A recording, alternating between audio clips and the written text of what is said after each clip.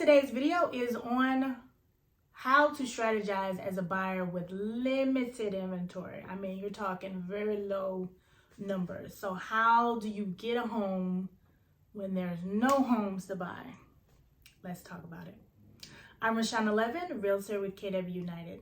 So one strategy would be to have an agent that works for you. I mean, that's really simple, but working for you as in going to network events, talking to agents in the market that you are looking in, reaching out to neighbors in the neighborhoods that you seek.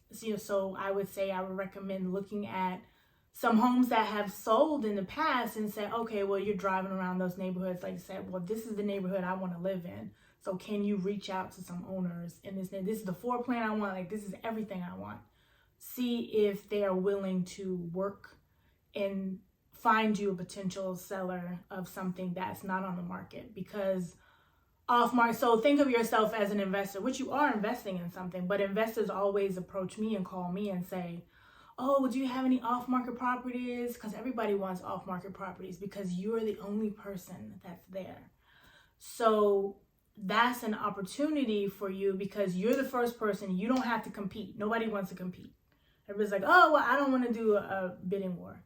But in this market, unless things drastically improve and we have inventory for like 6 months of inventory, you will always be in a bidding war. I'm just being candid and honest with you. That is how it's going to be. So you have to be prepared. I'm not saying, it's going to be like in COVID times, in the pandemic, but you're going to be in a bidding war. So you will be in a competition with someone else, more than likely. Not always, but more than likely.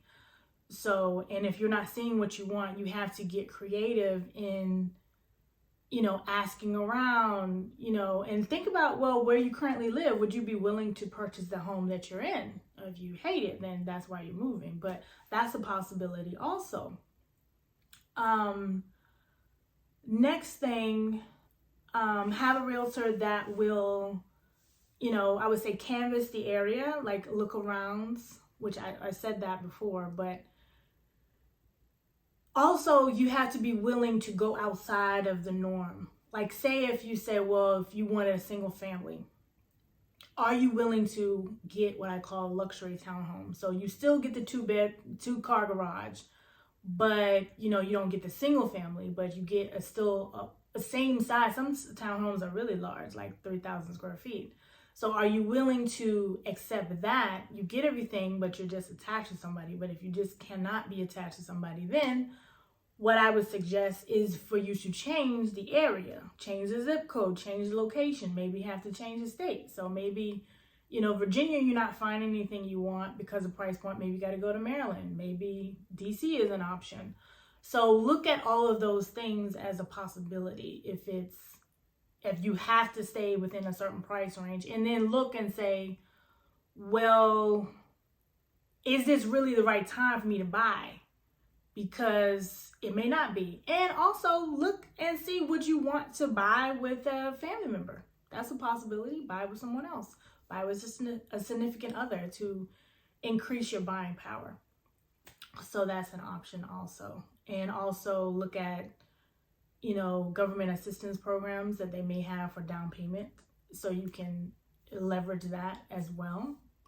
But we have, it's income restrictions with that, but that's a possibility also. And finally, being open to suggestions. So you may have to change either you'll have to change location, you'll have to change home type, or you'll have to self-discover that this is not the right time for you. But when will it be the right time? That's the thing you have to think. It's like, well, think about this. If you stayed a renter for another 10 years, what is that really costing you in the long run? I mean, do the math. I mean, the average rental amount around in the Northern Virginia area is at least $2,500. So how much is that in a year? Then you times that by 5. Yeah, that's a lot. That's a lot of money. That could have been building you equity. You wouldn't have to move again because rentals also go up. So if you are at 2,500, you're probably not going to be at 2,500 in 3 years. Probably not. You might be closer to 3,000. And then that 3,000 could turn into 4,000 in 10 years, 12 years. So think of it long term of what your plans are and hire an agent that can assist you to navigate the world of real estate. I'm Rashawn Levin, Realtor with KW United. Let's talk about your real estate goals at 240-284-4114.